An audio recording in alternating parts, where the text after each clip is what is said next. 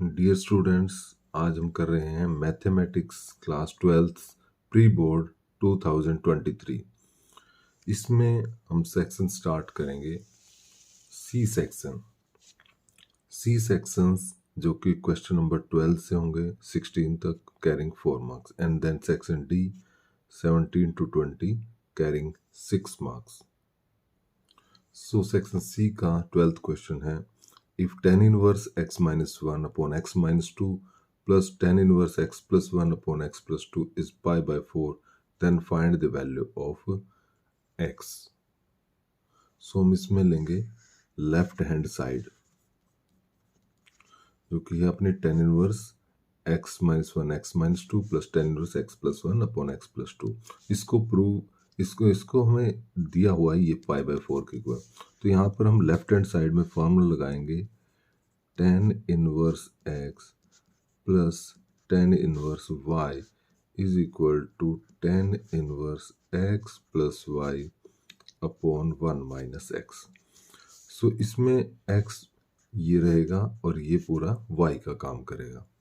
तो जब हम इसमें अप्लाई करते हैं तो ये बनेगा tan इनवर्स, देखिए इस तरह से x प्लस वाई लिखना हमें, यानी ये x है और y ये है y अपॉन में 1 minus x into y means this value into this value is equal to pi by 4 के इक्वल है, गिवन है। दोनों साइड का यूज करते चलेंगे। हम सिंप्लीफाई करेंगे इस साइड को, tan इनवर्स न्यूमरेटर का एलसीएम लेंगे। न्यूमरेटर का LCM x minus 2x plus 2 whole के डिवाइड में पहले ऊपर यहाँ पर सॉल्व कर देते हैं। इसकी इससे मल्टीप्लाई इस तरह से होगी x minus 1 x plus 2 plus इसकी इससे हो जाएगी। अब डिनोमिनेटर में इसके अपॉन में किया और इन दोनों का भी एलसीएम यही आएगा x माइनस 2 x प्लस 2। ये यहाँ पर आ जाएंगे 1 की जगह, x minus 1 x plus is equal to pi by 4। अब देखिए दोनों एलसीएम ये और ये हो जाएंगे कैंसिल और ये होगा tan इनवर्स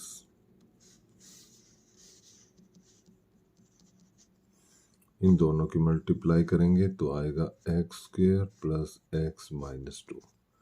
इन दोनों की मल्टीप्लाई माइनस एक्स माइनस 2, यहाँ पर एक्स स्क्वेयर माइनस 4 और इन दोनों का x square minus 1। tan inverse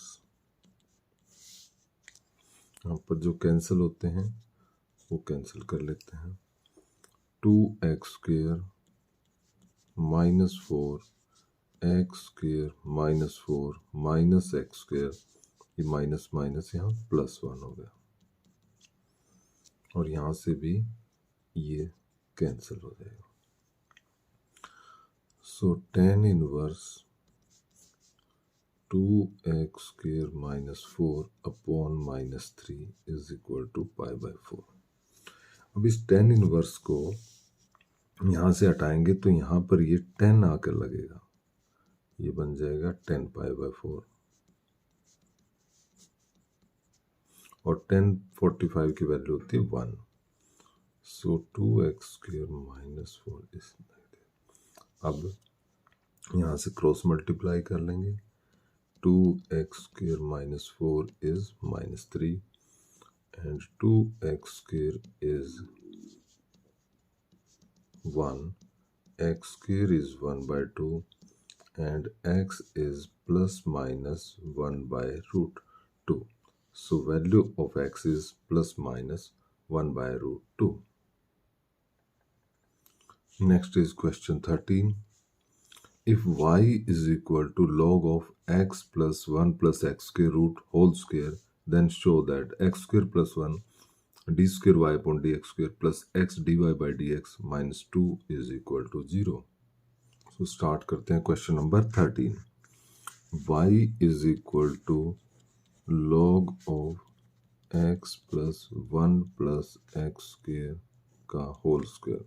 तो इस क्वेश्चन को करने से पहले दो तीन चीज़ें समझ लें डेरिवेटिव में, कि एक तो जो y is equal to log x का डेरिवेटिव होता है 1 बाई एक्स, और यहाँ पर फिर x का करते हैं जैसे 1, तो log x का डेरिवेटिव क्या रहेगा 1 बाई एक्स, और साथ में यहाँ पर जो टर्म होगी उसका। दूसरी चीज़ यहाँ पर हमें समझनी होगी कि जब भी हम रूट की टर्म का डेरिवेटिव करते हैं तो उसका होता है 1 बाय 2 रूट एक्स, और फिर यहाँ पर जो है उसका भी डेरिवेटिव कर देते हैं। तो रूट में जो भी होगी 1 बाय 2 के साथ वो टर्म आ जाएगी, और रूट के अंदर जो है उसका यहाँ पर डेरिवेटिव लिखा जाएगा। तो अब स्टार्ट करते हैं।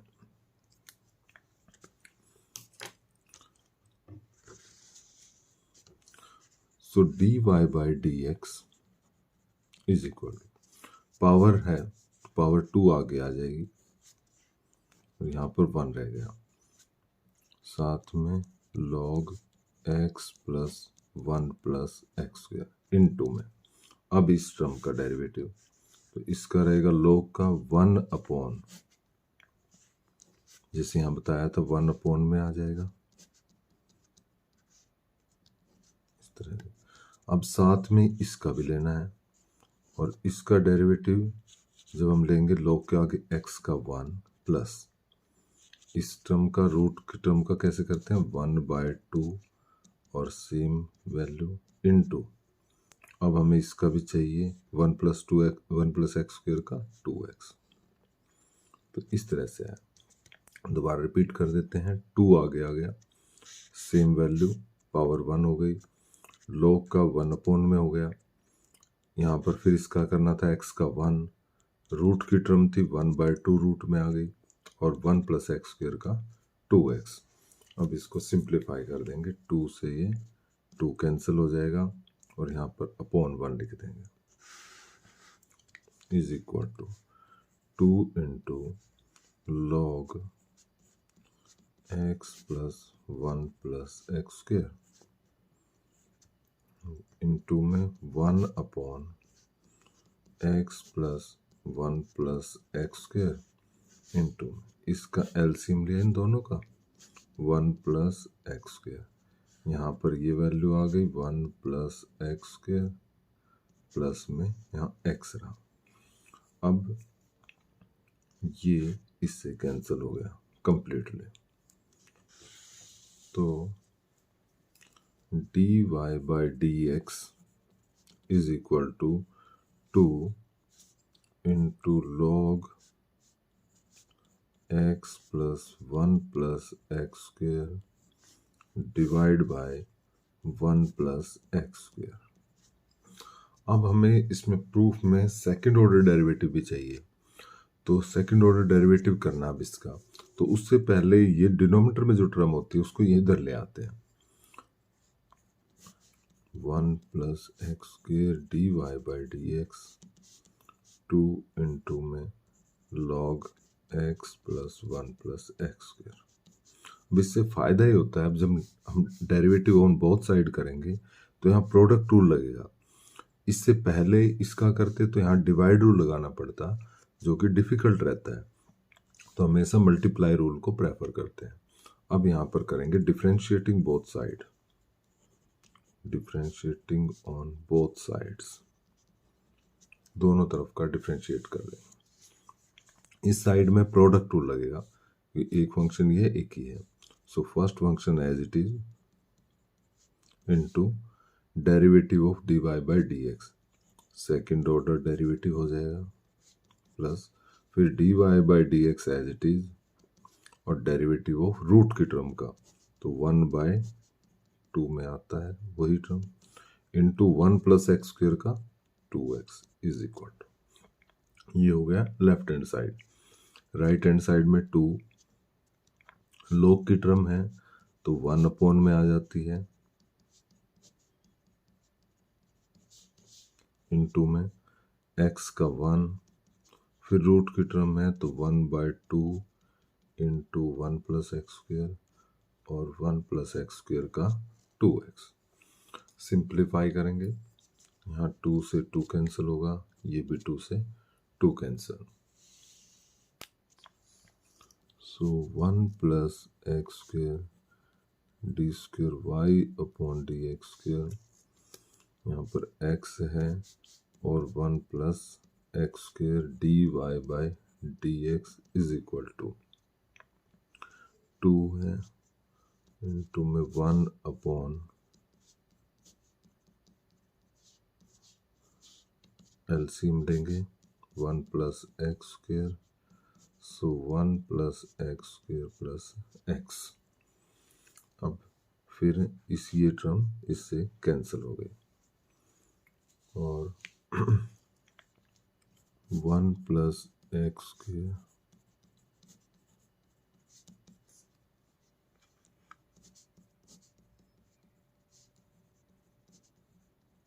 Is equal to 2/1+x²। अब देखें कि 1+x² यहाँ भी डिवाइड में है, यहाँ भी डिवाइड में है, so multiply both side by 1+x² root. इसको और इसको रिमूव करने के लिए multiply both side by 1+x²। तो यहाँ पर एक ऑलरेडी है और एक 1+x के रूट से और मल्टीप्लाई यहाँ पर कर देंगे तो यहाँ पर रूट हट जाएगा, 1+x² आ जाएगा। इसकी जब इसके साथ मल्टीप्लाई करेंगे और हो जाएगा d²y/dx।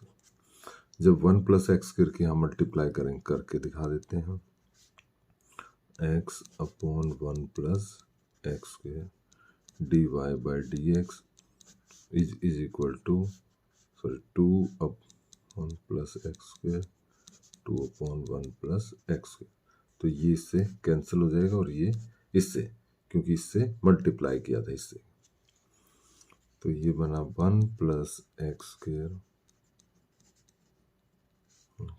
Plus x dy/dx is equal to 2 into ये वही 2 है, एक ही बार 2 लिखना था, ये वही 2 है, तो ये 2 के इक्वल। अब इसको 1+x² d²y/dx² x dy/dx -2 is equal to 0। तो अब हम देखेंगे कि जो हमारा रिजल्ट रिक्वायर्ड रिजल्ट था वो रिजल्ट ये ऑटोमेटिकली आ चुका होगा। जो कि हमारा रिजल्ट था, ये जो रिजल्ट था हमारा, वो ये वाला रिजल्ट जो हमें प्रूव करना था, ये ऑटोमेटिकली वही वैल्यू आ चुकी है। ये देखिए, ये वही वैल्यू आ गई। तो इस तरह से हमारा जो प्रूफ था, जो कि हमें प्रूव करना था, वो प्रूव हो गया है। Question number 14, prove that the curve x is equal to y² and xy is equal to k cut at right angle if 8k² is equal to 1। So हमें 2 कर्व्स गिवन है, x is equal to y² and xy is equal to k। मान लीजिए 2 curve हैं कोई, और दोनों curve यहाँ पर कट कर रहे हैं, तो किस तरह से इनके ये राइट एंगल्स पर कब कट करेंगे?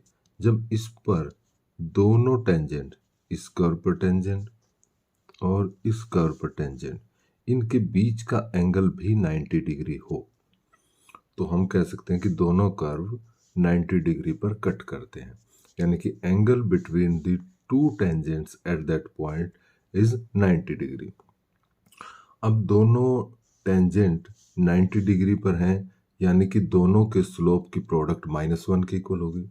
मान लो एक का प्रोडक्ट m1 है और एक का स्लोप m1 है, दूसरे का m2, तो उनकी जो प्रोडक्ट है परपेंडिकुलर के लिए, दैट शुड बी -1। तो यानी हमें दोनों टेंजेंट्स के स्लोप चाहिए, और टेंजेंट के स्लोप निकालते हैं dy/dx से। तो फर्स्ट कर्व लेते हैं, x is equal to y² या y² is equal to x। तो यहाँ से डेरिवेटिव हम करेंगे, so d y by d x की वैल्यू आती है 1/2y। So d y by d x की वैल्यू आ गई 1/2y, यानी कि फर्स्ट कर्व का स्लोप आ गया, जिसको हम m1 से लिख लेते हैं 1/2y। ये फर्स्ट कर्व का स्लोप आ गया। ऐसे ही सेकंड लेते हैं।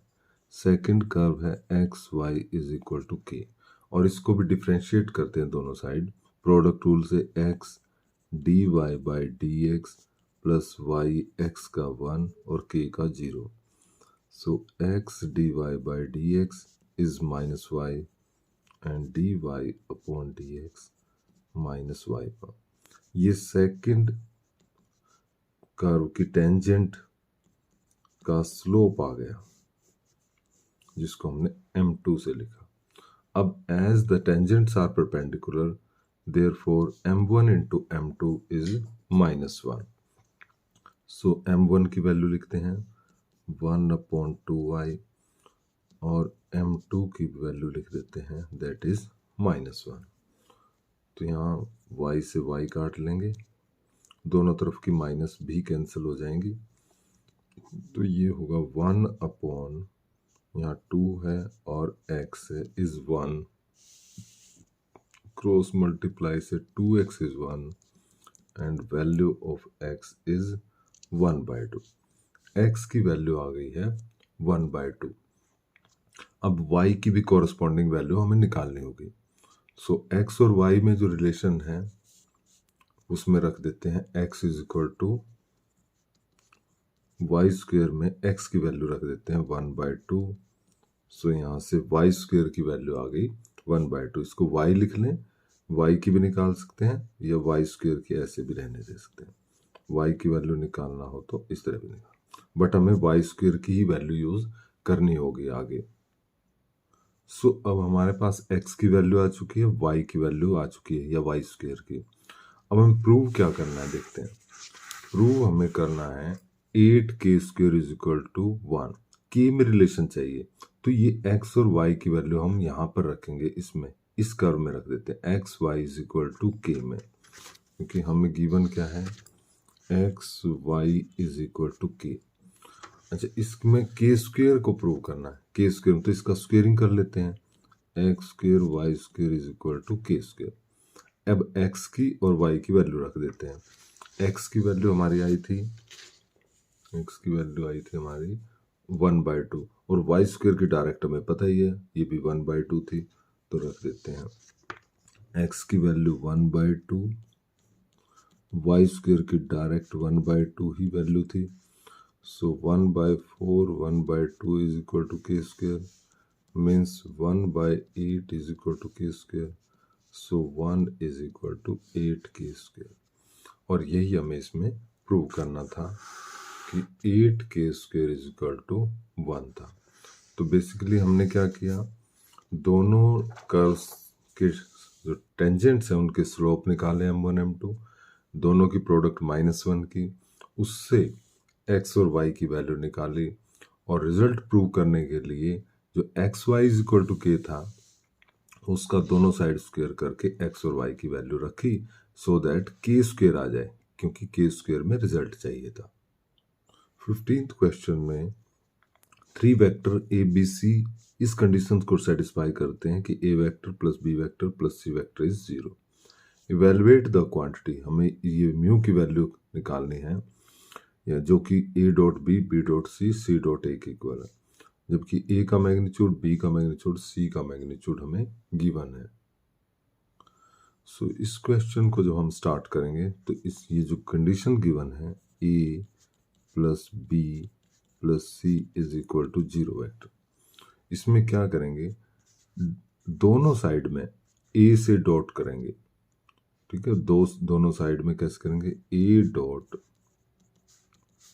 ए plus b plus c is equal to a dot 0 vector. Both side में ए से डॉट करने से क्या होगा, जब यहाँ से क्या होगा ए डॉट ए डॉट बी, इसी तरह से ए की सी के साथ A dot C is equal to 0 vector. अब यहाँ पर हमें पता है कि ए डॉट ए होता है ए मैग्नीट्यूड का स्क्वायर। किसी भी वेक्टर की उसी के साथ डॉट करते हैं तो उसका स्क्वायर आ जाता है मैग्नीट्यूड का। साथ में होगा ए dot b a dot C is equal to 0। और ए का मैग्नीट्यूड हमें पता ही है 3 है, तो यहाँ पर रखेंगे 3। तो ये हो गया 3 का square a dot C is equal to 0 vector. ये यानी कि 3 स्क्वायर 9।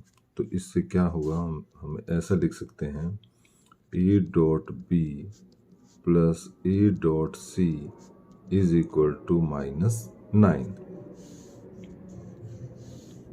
सो इसको बना लीजिए फर्स्ट इक्वेशन। सिमिलरली जैसे हमने यहाँ ए से डॉट किया था, अब की बार इसी कंडीशन को लिखेंगे दोबारा और दोनों साइड में बी से डॉट करेंगे।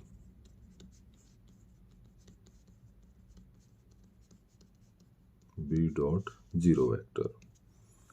तो बिल्कुल उसी तरह से बी डॉट ए आएगा, फिर बी की बी के साथ डॉट, बी मैग्नीट्यूड का स्क्वायर हो जाएगा बी डॉट सी और इक्वल टू 0। फिर बी की वैल्यू रखेंगे, बी का मैग्नीट्यूड हमें क्या था 4 गिवन। सो ये आ जाएगा B dot A plus B dot C is equal to, यहाँ 4 रखेंगे 16 और दूसरी साइड जाकर ये वैल्यू इसकी -16। और इसी तरह सिमिलरली अब की बार सी से डॉट करेंगे a plus b plus c की। तो ये c dot A plus c dot B is equal to c dot C, c का स्क्वायर, सी का मैग्नीट्यूड था 2, तो ये वैल्यू आ गई थर्ड इक्वेशन, ये इक्वेशन 2। तीनों को ऐड कर लेंगे, ऐड 1 2 एंड 3। तीनों को मैं लिख रहा हूं यहाँ पर। फर्स्ट थी A dot B plus A dot C is equal to -9। फिर थी B dot A B dot C -16 और C dot A C dot B is equal to -4। अब डॉट प्रोडक्ट कॉम्यूटेटिव होती है, यानी कि बी डॉट ए और ए डॉट बी सेम होती है। तो इस तरह से ए डॉट बी, ये भी ए डॉट बी है, तो दो बार आ रही है A dot C C dot A B dot C C dot B. क्योंकि कम्यूटेटिव होती है तो इसको भी हम बी डॉट सी लिख सकते हैं। तो जब ऐड करेंगे ये और ये सेम, यानी कि 2 times A dot B 2 times B dot C and 2 time C dot A हो जाएगा, इक्वल टू यहाँ पर 29 माइनस का 2 लेंगे common. So A dot B B dot C C dot A is equal to -29 और you can से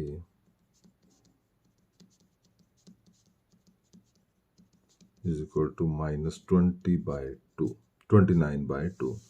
यही value हमें फाइंड आउट करनी थी इसमें, जिसकी वैल्यू हम निकालना चाह रहे थे इसमें।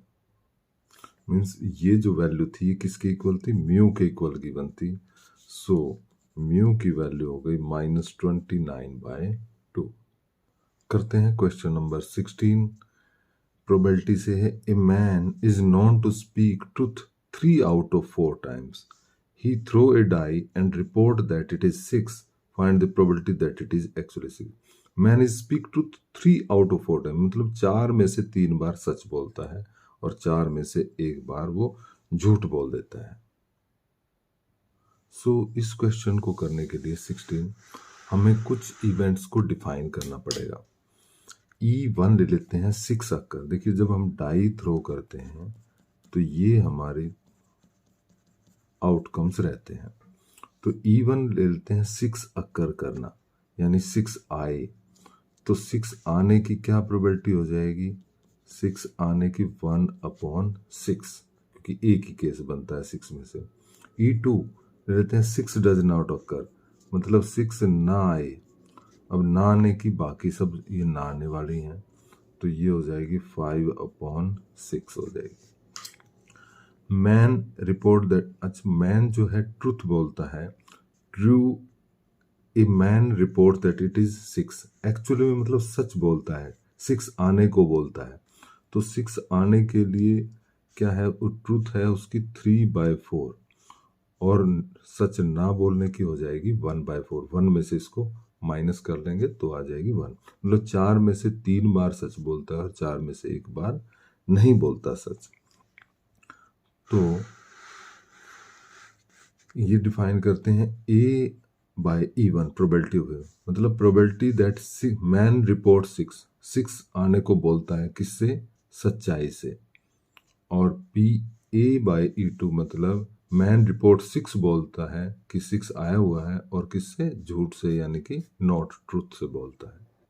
अब इसको PA/E1 क्या हो जाएगा अपना, कि सच्चाई से रिपोर्ट करता है, वो कितनी प्रोबेबिलिटी होगी 3/4, और बिना सच्चाई के बोलता है, ये 3/4 यहाँ हो गई, बिना सच्चाई के रिपोर्ट करता है 1/4।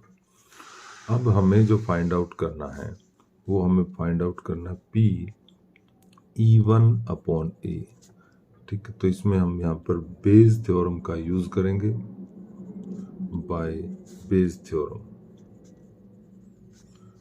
कैसे, हमें निकालना क्या है कि 6 आ चुका है, यहाँ पर जो वो घटना हो चुकी होती है यहाँ नीचे लिखेंगे। 6 आ चुका है, वो किससे आया, E1 से आया। E1 से यानी कि सच्चाई से आया, तो बेज थ्योरम को लिखते हैं इस तरह से, PE1 आएगा, जो यहाँ निकालना होता है वही यहाँ आता है same.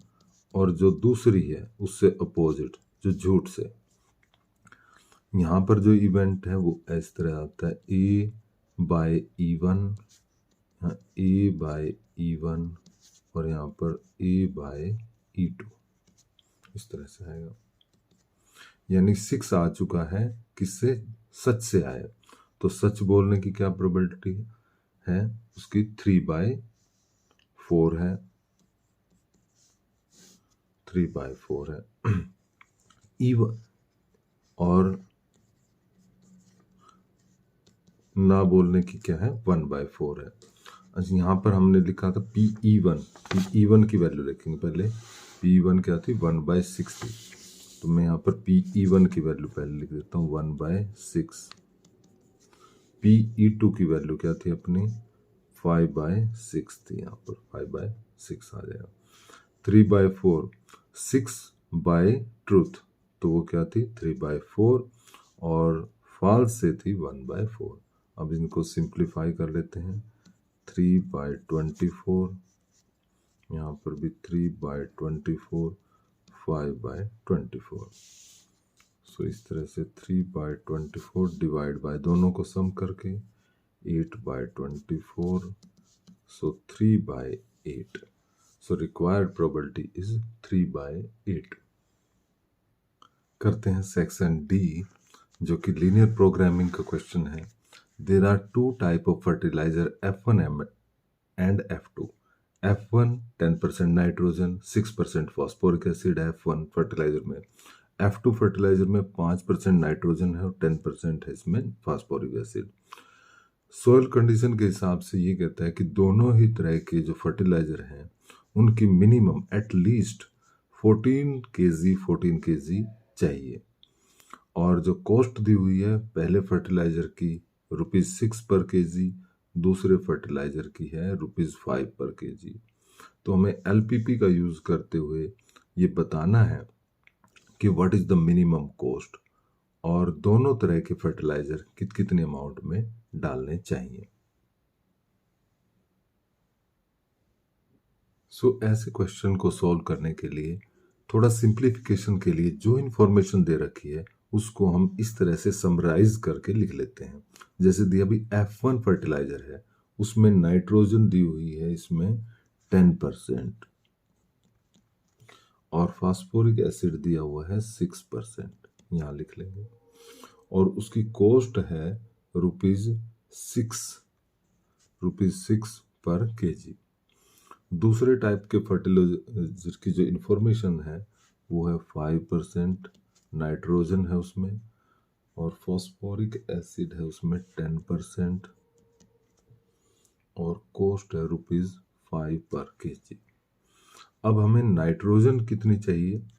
Nitrogen minimum at least, इसलिए ये वाला सिंबल आएगा, 14 केजी चाहिए, मतलब 14 या 14 से ग्रेटर। इसी तरह फॉस्फोरिक एसिड भी कितना होना चाहिए? 14 मिनिमम। तो एटलीस्ट किस केस में ये वाला साइन आता है, ग्रेटर देन इक्वल टू। तो अब हमें दोनों टाइप के फर्टिलाइजर की अमाउंट बतानी है। तो लेट कर लेंगे, late x kg fertiliser F1 डाले वो फार्मर, और y kg सेकेंड टाइप का फर्टिलाइजर यूज करें, सो दैट ये रिक्वायरमेंट पूरी हो जाए और उसकी कॉस्ट को हमें मिनिमाइज कर देंगे। तो अब यहाँ से जो इक्वेशंस बनेगी, फर्स्ट इक्वेशन देखिए, पर x kg की अमाउंट क्या बनेगी? नाइट्रोजन की 10%, x का 10%, सो आएगा x इंटू 10/100 प्लस y की 5% ग्रेटर देन इक्वल टू 14, यानी कि ये बन जाएगी 10x plus 5y greater then 100 से मल्टीप्लाई कर देंगे 1400, और फिर 5 से डिवाइड कर देंगे 2 प्लस y 280। सो ये अपनी इक्वेशन हो गई, फर्स्ट इक्वेशन। इसी तरह बनाते हैं सेकंड फास्फोरिक एसिड के लिए बनाएंगे, x का 6%, सो 6x/100 प्लस y का 10% ग्रेटर देन इक्वल टू 40, 100 से मल्टीप्लाई और फिर 2 से डिवाइड कर देते हैं। This is our second equation. जो पॉजिटिव कंस्ट्रेंट है अपने, वो रहते हैं x ग्रेटर देन 0, जो हमेशा रहते हैं, और y भी पॉजिटिव, x भी पॉजिटिव। दो इक्वेशन ये बनती हैं। अब हम कॉस्ट को लेट कर लेते हैं, let cost is z, let z is the cost of total cost of two type of fertilizer, means F1 and F2 की। सो टोटल कॉस्ट क्या बनेगी? z बन जाएगी 6x प्लस 5y, तो ये आएगी 6x प्लस 5y। इस z को हमें क्या करना है? मिनिमाइज करना है, मिनिमम वैल्यू चाहिएगी z की। अब हम ग्राफ बनाएंगे इन दोनों इक्वेशन का, इन दोनों इक्वेशंस के ग्राफ बना लेते हैं। जो फर्स्ट इक्वेशन है 2x plus Y greater than 80, इसको ऐसे लिखा। यहाँ पर पहले इक्वल रख लेते हैं ग्राफ बनाने के लिए, फिर ग्रेटर देन का फिर बाद में करते हैं। So y is equal to 280 minus 2x, और फिर इसको हम ग्राफ के लिए वैल्यूज निकाल लेंगे। दूसरी इक्वेशन क्या अपनी 3x plus 5y greater than 700, 3x plus 5 is equal to 700 लिखेंगे, और उसके लिए x is equal to 700 minus 5/3, और इसकी भी वैल्यूज निकाल लेंगे। अपनी मर्जी से यहाँ पर वैल्यू रखेंगे x की कोई, तो एक बार x को हम 0 रख लेते हैं, y आ जाएगा 280, और फिर x की कोई कन्वीनियंट सी वैल्यू रख लेंगे, जैसे 100 रख लेते हैं, 100 इन 200, सो यहाँ पर आ जाएगी वैल्यू 80। इसी तरह से यहाँ पर y की वैल्यू को लेट कर लेते हैं, y की ऐसी वैल्यू लेंगे सो दैट इसमें से माइनस होकर 3 से कट भी जाए। तो जैसे y की वैल्यू 80 लेकर देखते हैं 80 इंटू 5 400, माइनस किया 400 300 डिवाइड बाय 300। इसी तरह एक वैल्यू y की हम 20 ले लेते हैं 20 इंटू 500, इसमें से माइनस किया 600 डिवाइड बाय 200।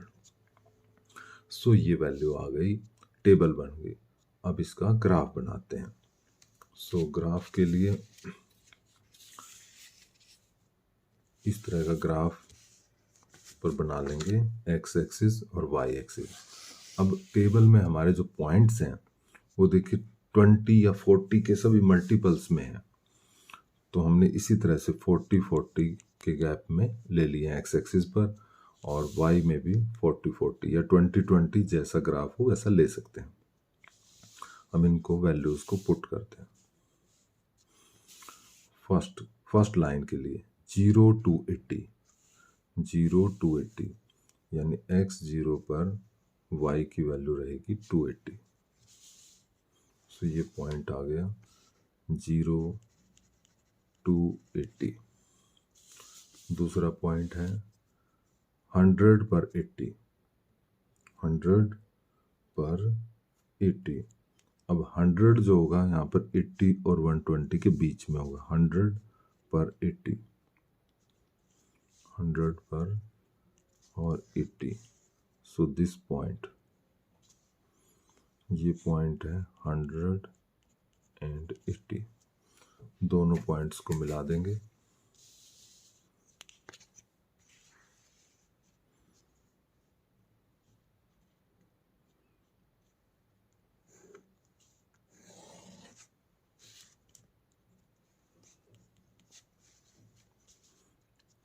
और इसकी शेड देखेंगे हम कि शेड इसकी टुवर्ड्स ओरिजिन आएगी या आउटसाइड अवे फ्रॉम ओरिजिन आएगी। उसके लिए कैसे देखते हैं, इक्वेशन में 0 0 रखकर देख लेते हैं। तो जैसे इस इक्वेशन में 0 0 रखा, सो 0 + 0, 0 ग्रेटर देन है 280, जो कि गलत है, मतलब 0 280 से बड़ा नहीं है। तो इसका मतलब इस लाइन की शेड टुवर्ड्स ओरिजिन नहीं आएगी। तो कहाँ आएगी, अवे फ्रॉम ओरिजिन, मतलब इस तरह से आएगी, अवे फ्रॉम ओरिजिन। ऐसे हमने कर लिया। अब दूसरी लाइन ड्रॉ करते हैं, और दूसरी लाइन के टेबल्स हैं ये 100 पर 80 सेम है, 100 पर 80। दूसरा पॉइंट 200 पर 20, 200 पर 20 ये पॉइंट है। सो ये दोनों पॉइंट को ज्वाइन करेंगे।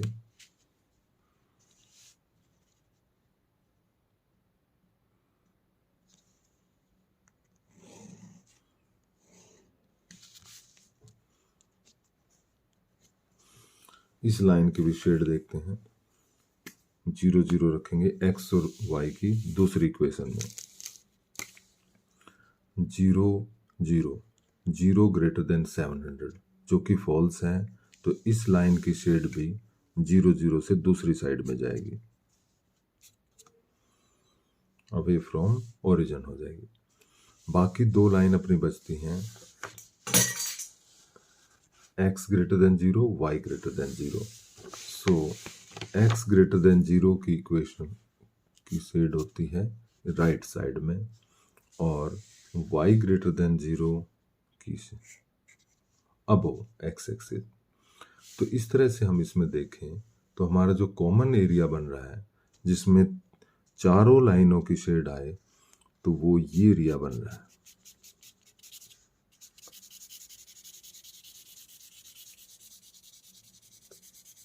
ये एरिया हमारा कॉमन एरिया है जिसको हम फिजिबल रीजन बोलते हैं। अब ये जो हमारा फिजिबल रीजन है, अनबाउंडेड रीजन है, ये क्लोज्ड रीजन नहीं है। तो इसके कॉर्नर पॉइंट्स देखेंगे, कॉर्नर पॉइंट्स बनते हैं ए, दूसरा कॉर्नर पॉइंट बी, और तीसरा कॉर्नर पॉइंट है सी। सो कॉर्नर पॉइंट मेथड क्या कहता है कि हमारा मैक्सिमम वैल्यू या मिनिमम वैल्यू इन्हीं पॉइंट्स पर आएगी। तो इन पॉइंट्स को हम लिख लेंगे, ए के हमें पता ही है 0 एंड 280 है। तो ऊपर सबसे पहले हम लिखेंगे जेड की इक्वेशन। जेड की इक्वेशन थी हमारी, ये इक्वेशन थी Z is equal to 6x plus 5y। Corner points लिखते हैं, ए के पॉइंट हैं 0 to 80, बी के पॉइंट 180, यहाँ पर लिखेंगे 180, और फिर हमें लिखने हैं सी के पॉइंट। अब सी के पॉइंट देखिए, यहाँ पर सी के पॉइंट क्लियर नहीं पता हमें, बट ये पता है कि y की वैल्यू यहाँ डेफिनेटली 0 होगी। सो ये जो सेकंड इक्वेशन हमने ड्रॉ की थी, इसमें y की वैल्यू हम 0 डाल लेंगे। तो y, क्योंकि यहाँ पर ये y तो क्लियर ही है 0, सो y की वैल्यू सेकंड इक्वेशन में 0 डालेंगे तो x की वैल्यू आएगी 700/3। तो इसका मतलब ये पॉइंट है 700/3। अब इन पॉइंट्स पर हम z की वैल्यू निकाल लेते हैं। सो z की वैल्यू आएगी 0 एंड 280 पर, x को रखा 0 और y को 280। सिंप्लीफाई करने पर 0 1400 वैल्यू आई z की, यानी कि cost of the total fertilizer. अब इसी तरह से 180 पर 6 इंटू एक्स की value 100, 5 into 80, so 600 plus 400 value है 1000। यहाँ पर सी रखते हैं 6 इंटू 700/3 प्लस 5 इंटू 0, जो कि 3 से कैंसिल होकर 1400 प्लस 0 वैल्यू है 1400। तो अब देखिए इन तीनों वैल्यूज में से मिनिमम वैल्यू है हमारी 1000, तो हमें मिनिमम ही चाहिए था कि z की मिनिमम वैल्यू आ जाए। So our answer is 180। इसका मतलब ये हुआ कि x is 100 and y is 80 and minimum value of z is 1000। So answer है कि फर्स्ट टाइप का फर्टिलाइजर F1 हमें लेना होगा 100 kg और F2 की रहेगी 80 kg, और मिनिमम जो कॉस्ट है, कॉस्ट रहेगी ₹1000। सो ये हमारे आंसर्स हैं। Question number 18, find the shortest distance between the lines whose vector equations are given. R एक वेक्टर दिया हुआ है, शॉर्टेस्ट डिस्टेंस दिया हुआ है, वेक्टर क्वांटिटीज की गिवन है, तो इनके बीच का हमें शॉर्टेस्ट डिस्टेंस चाहिए। ओके, दो लाइन गिवन है, फर्स्ट लाइन और सेकंड लाइन दोनों के बीच का हमें शॉर्टेस्ट डिस्टेंस चाहिए। तो स्टैंडर्ड फॉर्म जो r is equal to a plus lambda B लिखते हैं, तो उसके अकॉर्डिंग हम फर्स्ट लाइन को ले लेते हैं r is equal to a1 plus lambda b1, और सेकंड लाइन को ले लेते हैं a2 प्लस म्यू b2। तो इस तरह से ये a1 की वैल्यू आ रही है a1 i plus 2j plus 3k, और ये वैल्यू बन गई हमारी b1 i minus 3j plus 2k। इसी तरह से दूसरी लाइन में ये a2 4i plus 5j plus 6k and b2 is 2i plus 3j plus k। तो हमें शॉर्टेस्ट डिस्टेंस d निकालना है। शॉर्टेस्ट डिस्टेंस d का फॉर्मूला होगा a2 minus a1 dot b1 cross b2 divide by b1 cross b2 का magnitude की positive value. तो इस फार्मूले को देखते हुए हमें चाहिए a2 माइनस a1, तो सबसे पहले हम निकालेंगे a2 minus a1। So a2 minus a1, means this minus this, यानी कि 4i plus 5j plus 6k minus this. So simplify करने पर वैल्यू आएगी 3i plus 3j plus 3k। ये वैल्यू है a2 माइनस a1 की। दूसरा हमें चाहिए इसमें b1 क्रॉस b2। सो b1 और b2 का क्रॉस कर लेते हैं। तो क्रॉस करने के लिए लिखेंगे b1 क्रॉस b2, और क्रॉस प्रोडक्ट निकालने के लिए हम डिटरमिनेंट की हेल्प लेते हैं i j k। सबसे पहले b1 के कंपोनेंट, तो b1 जैसे i minus 3j plus 2k है, तो i का 1 माइनस 3j है और 2k है। b2 है हमारा 2i plus 3j plus k। तो इस तरह से उनके कंपोनेंट लिख लेते हैं। b1 क्रॉस b2 डिटरमिनेंट की हेल्प से सॉल्व करते हैं। फर्स्ट रो से i इंटू माइनस 3 माइनस 6, फिर माइनस j, और रो कॉलम छोड़कर 1 minus 4, then k 3 plus 6। So b1 cross b2 is minus 9i minus 3 plus 3j plus 9k। फिर हम ये आ गया हमारा b1 क्रॉस b2, और इसका मैग्नीट्यूड भी चाहिए होता है, तो b1 क्रॉस b2 का मैग्नीट्यूड भी निकाल लेते हैं। माइनस 9 का square, 3 square and 9 square. So 81 plus 9 and 81। So this is 1 add कर देंगे 171, और फिर इसका रूट 19। सो अब फार्मूले में रखते हैं d इज इक्वल टू, हमारा था a2 minus a1 dot b1 cross b2। सो a2 माइनस a1 की वैल्यू रखेंगे जो कि हम निकाल चुके हैं, और b1 क्रॉस b2 इस फार्मूले में a2 माइनस a1 डॉट कर रहा हूँ b1 क्रॉस b2 से। सो a2 माइनस a1 है ये, और b1 क्रॉस b2 आया था अपना minus 9i 3j plus 9k, divide में अभी निकालना है यहाँ पर 19 b1 क्रॉस b2। ये जो आएगा इसकी पॉजिटिव वैल्यू निकालेंगे।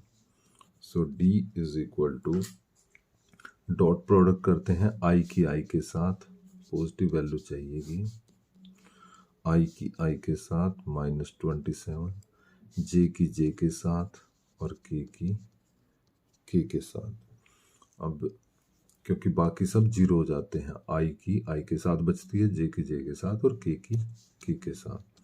सो this is 9 by 19। So shortest distance d is 9 upon 19 answer. Question 18 का और पार्ट है, find the vector equation of the plane passing through the intersection of planes and through the point 2 1 3। मतलब एक ऐसा plane चाहिए जो इन दोनों प्लेन के इंटरसेक्शन से पास करे, और साथ ही साथ वो 2 1 3 से भी पास करे। सो ऐसे क्वेश्चन को करने के लिए सबसे पहले इस प्लेन को, जो दोनों प्लेन की इक्वेशन दी हुई है, इनको वेक्टर फॉर्म से कार्टेशियन में बदलने हैं। कार्टेशियन में कैसे बदला जाएगा, 2x प्लस 2y minus 3z is equal to 7, minus 7 को भी इधर ले आए। तो ये बन गई इक्वेशन 1 फर्स्ट प्लेन की। सेकंड प्लेन को भी कार्टेशियन में बदल देंगे, 2x plus 5y plus 3z minus 9 is 0। ये सेकंड बन गया। कभी भी ऐसा आ जाए इंटरसेक्शन ऑफ टू प्लेन से जो नया प्लेन बनाना है, उसकी इक्वेशन कैसे निकलेंगे, तो लिखेंगे equation of plane passing through intersection of 1 and 2, दोनों प्लेन से। फर्स्ट प्लेन लिखेंगे minus 3z plus lambda times second plane की इक्वेशन ऐसे लिखते हैं, first plane plus lambda time second plane, और फिर इसको ओपन कर लेंगे ब्रैकेट को, तो 2 lambda X 5 lambda Y 3 lambda Z minus 9 lambda, और एक्स एक्स को इकट्ठा कर लेंगे। कैसे? 2x को और 2 लैम्डा एक्स को, तो मैं डायरेक्ट लिख देता हूँ 2 लैम्डा एक्स, ऐसे लिख लेंगे, एक्स कॉमन ले लिया। फिर इसी तरह से y की, एक तो 2y होगी और एक यहाँ से 5 लैम्डा y, y को बाहर, फिर यहाँ से -3 और यहाँ पर 3 लैम्डा जेड के साथ, ये -7 और ये -9 लैम्डा इज इक्वल टू 0। तो ये तीसरे प्लेन की इक्वेशन आ गई जो कि इन दोनों के इंटरसेक्शन से पास करेगा। बट हमें एक ऐसा प्लेन चाहिए जो ये 2 1 3 से भी पास करना चाहिए। ये पास किससे करता है? 2 1 3 से भी पास करता है ये वाला प्लेन। तो ये 2 1 3 पॉइंट को सेटिस्फाई करेगा, यानी हमें x को 2 पुट कर देना है, y को 1 और z को 3। इस तरह से इसमें लैम्डा को निकालने के लिए ये एक्स वाई जेड की वैल्यू पुट कर देते हैं और सिंप्लीफाई करते हैं इसको, ब्रैकेट खोलकर सिंप्लीफाई करके लैम्डा की वैल्यू फाइंड आउट कर लेनी है। तो लैम्डा की सिंप्लीफाई करने के बाद वैल्यू आ जाएगी 10/9। अब ये जो लैम्डा की वैल्यू आई है, इसको दोबारा इस थर्ड इक्वेशन में, जो नए प्लेन की इक्वेशन है, उसमें पुट कर देनी है। लैम्डा जहां जहां पर लैम्डा है वहां ये पुट कर देना है। इसको पुट कर देंगे, पुट इन इक्वेशन 3 में पुट करते हैं। तो 2 प्लस यहाँ पर जैसे करेंगे 20/9x, 2 प्लस 10 रखेंगे यहाँ पर 50/9y -3 30/9z -9, यहाँ पर आएगा 90/9 इज 0। सिंप्लीफाई करते हैं, यहाँ पर 18 और 38/9x plus 68/9y plus 3/9z minus ये 19 इज इक्वल टू 0। यहाँ पर ये 7 था तो यहाँ पर ये 7 रहेगा, तो यहाँ पर ये 17। अब 9 को रिमूव कर लेते हैं, 9 से मल्टीप्लाई कर देंगे, 68 3z 17 into 9। So in this way 38x 68y 3z minus 153 is 0, या 38x 68y is equal to 150। तो ये नए प्लेन की इक्वेशन आ गई जो दोनों के इंटरसेक्शन से पास करेगा और गिवन पॉइंट 2 1 3 से पास करेगा। बट ये किसमें? कार्टेशियन में। इसको वेक्टर में बदल सकते हैं, r dot 38i 68j and 3k is 153। ये हमारे आंसर है। कार्टेशियन में लिखें या वेक्टर इक्वेशन में। क्वेश्चन 19 में find the area of the reason bounded by the curve y is equal to x square plus 2, y is equal to x is equal to 0 और x is equal to 3 के बीच का हमें area निकालना है। सो निकालते हैं एरिया। सबसे पहली इक्वेशन हमारे पास है y is equal to x square plus 2। ये एक पैराबोला की इक्वेशन है, इसको ऐसा समझ सकते हैं y minus 2 is equal to x square। Actually ये y minus 2 is equal to x minus 0 का स्क्वायर। ये actually X square is equal to Y type की इक्वेशन है, जो कि अपवर्ड पैराबोला की इक्वेशन होती है, जो कि सिमेट्रिक अबाउट वाई एक्सिस होता है। अब इसके वर्टेक्स 0 0 नहीं है, इसके वर्टेक्स क्या है यहाँ से पता चलेंगे। इसको 0 करने से x is equal to 0, y minus 2 को 0 करने से y is equal to 2। So इसके वर्टेक्स हैं 0 एंड 2, 0 एंड 2, ये इसके वर्टेक्स हैं 0 2। तो ये पैराबोला इस तरह से आएगा अपवर्ड शेप में।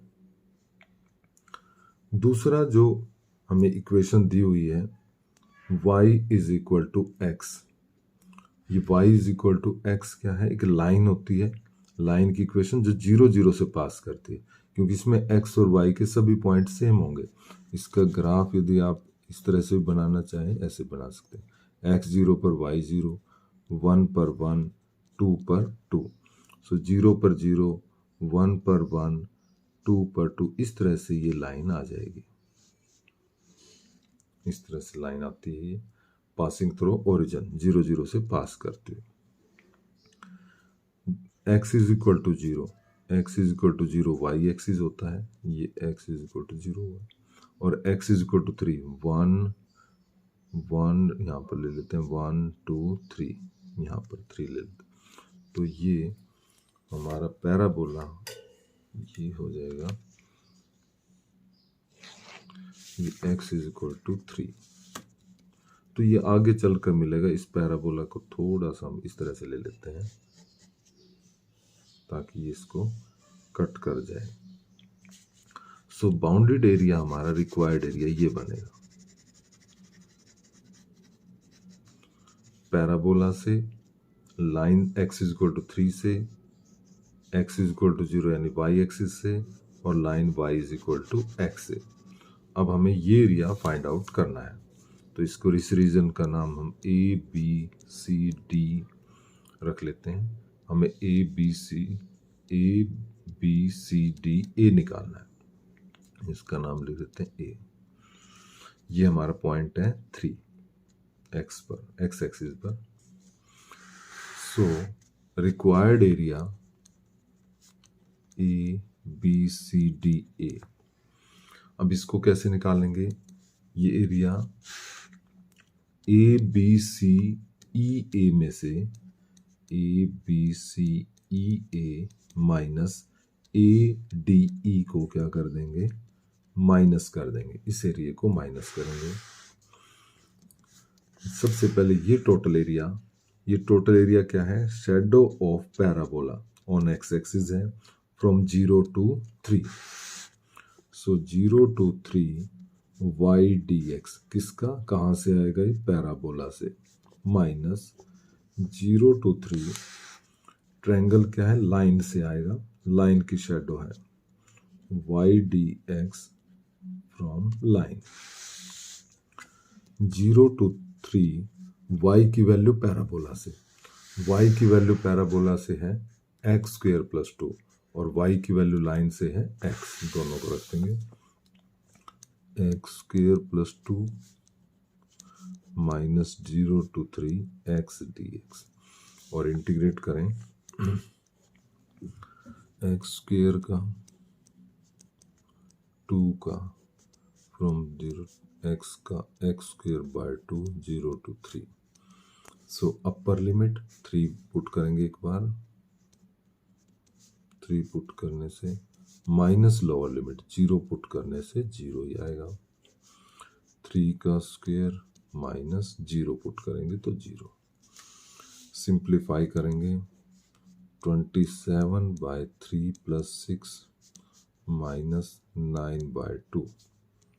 सो 9 plus 6 minus 9/2।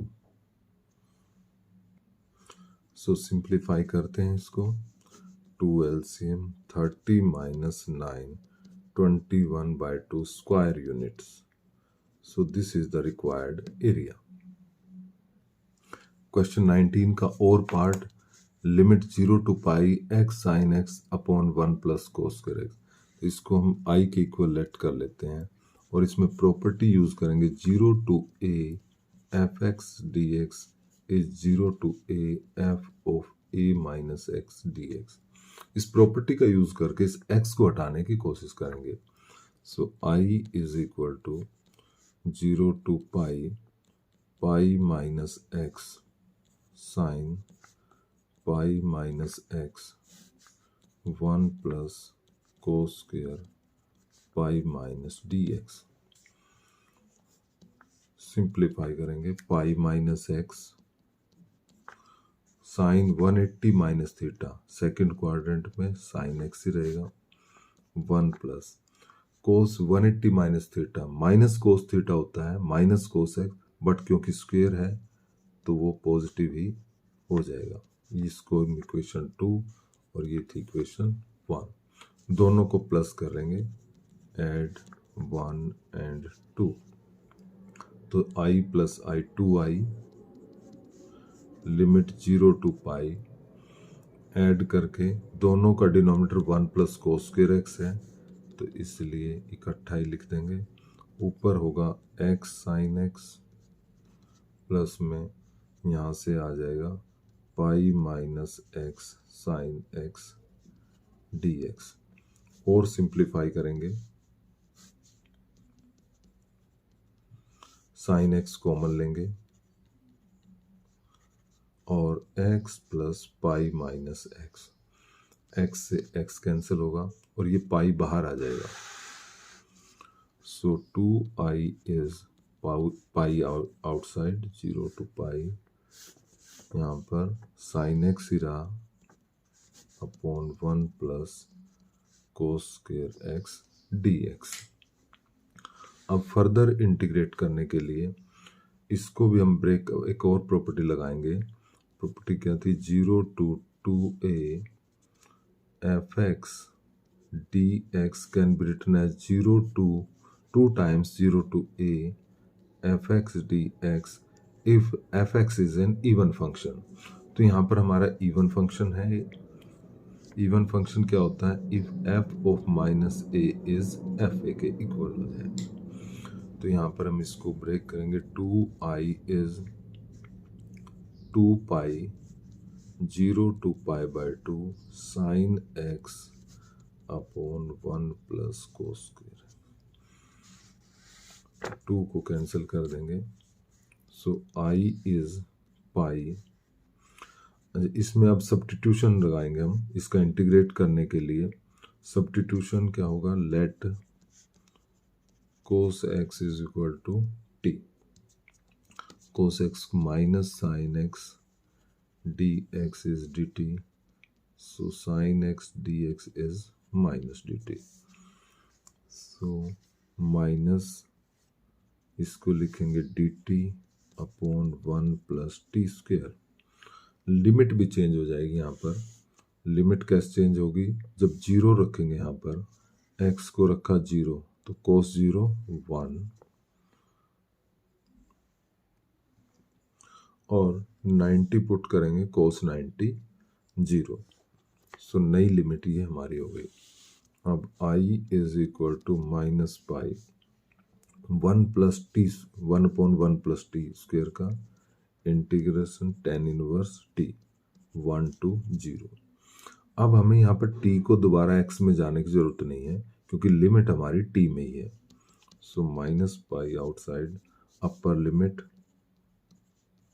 Minus lower limit. So i is equal to minus pi tan inverse 0, tan inverse 0 की value 0, tan inverse 145, so this is minus plus pi square by 4। Last question 20th करते हैं। Matrix method से हमें 3 equations को solve करना है। सो यहाँ पर हमें इक्वेशन 1, 2 एंड 3 गिवन है। तो सबसे पहले हम इसका लिखेंगे कोफिशिएंट मैट्रिक्स, उसको A लेट कर लेते हैं। सो कोफिशिएंट मैट्रिक्स 2 1 1 2 -4 एंड -2। यहाँ पर x नहीं है तो यहाँ पर 0 3 एंड -5। x मैट्रिक्स कोफिशिएंट जो वेरिएबल्स हैं हमारे x y z, और b मैट्रिक्स क्या होगी 1 3 एंड 9। तो क्योंकि system of equation a x is equal to b से निकालते हैं हम, so x is a inverse into b का यूज करेंगे। तो उसके लिए हमें निकालना होता है सबसे पहले determinant of a। So a का डिटरमिनेंट निकाल लेते हैं। सो 2 into 20 plus 6 minus 1 0 1 into 6 minus 0। सो इस तरह से ए का डिटरमिनेंट आ जाएगा 68 जो कि नॉन जीरो वैल्यू है। अब हम निकालेंगे हर एक इन्वर्स निकालना हमें, उसके लिए एडजॉइंट ए चाहिए। तो एडजॉइंट ए के लिए हर एक एलिमेंट के हम निकालेंगे कोफैक्टर। तो जैसे A11 निकालना है फर्स्ट का कोफैक्टर, तो फर्स्ट के कोफैक्टर निकालने के लिए रो और कॉलम को छोड़कर जो मैट्रिक्स बनती है विद पॉजिटिव वैल्यू, तो इन दोनों का सम देख लेते हैं। यहाँ पर इन दोनों का सम पॉजिटिव है, तो यहाँ पर हम इवन है तो पॉजिटिव लगाते हैं। तो वो 20 माइनस प्लस 6 दैट इज 26, ये A11 आ गया। इसी तरह से A12 कोफैक्टर, तो यहाँ पर माइनस लगाते हैं पहले ही क्योंकि ये ओड बन रहा होता है। उसके बाद A12 रो को कॉलम को छोड़कर 20 -2 -5, तो इस तरह से -10 -0 दैट इज 10। तो इस तरह से हर एक एलिमेंट के कोफैक्टर निकाल लेंगे। सो इस तरह से हमने सभी के कोफैक्टर निकाल लेना है। फिर लिखेंगे adjoint of A. Adjoint of A कैसे लिखते हैं? हर एक एलिमेंट को इसके कोरस्पॉन्डिंग कोफैक्टर से रिप्लेस करते हैं। जैसे A11 का यहाँ पर कोफैक्टर था 26, उसको लिखेंगे 10 था, फिर नेक्स्ट 6। ए सेकेंड रो में 8 है, -10 और -6। थर्ड रो में 2, 6 एंड माइनस, और इसका फिर ट्रांसपोज लेते हैं। सो एडजॉइंट ए आ जाएगा, ट्रांसपोज लेने से 2, 6 एंड -10। अब हमें लेना है ए इनवर्स, जो कि होता है adjoint A divide by A determinant, और ए डिटरमिनेंट अपना आया था 68। सो 1/68 इंटू 26, 8, 2 जो कि एडजॉइंट था, 6 - 6 एंड ये हमारा आ गया ए इनवर्स। अब क्या होता है x is equal to A inverse into B. So x matrix है x y z, inverse matrix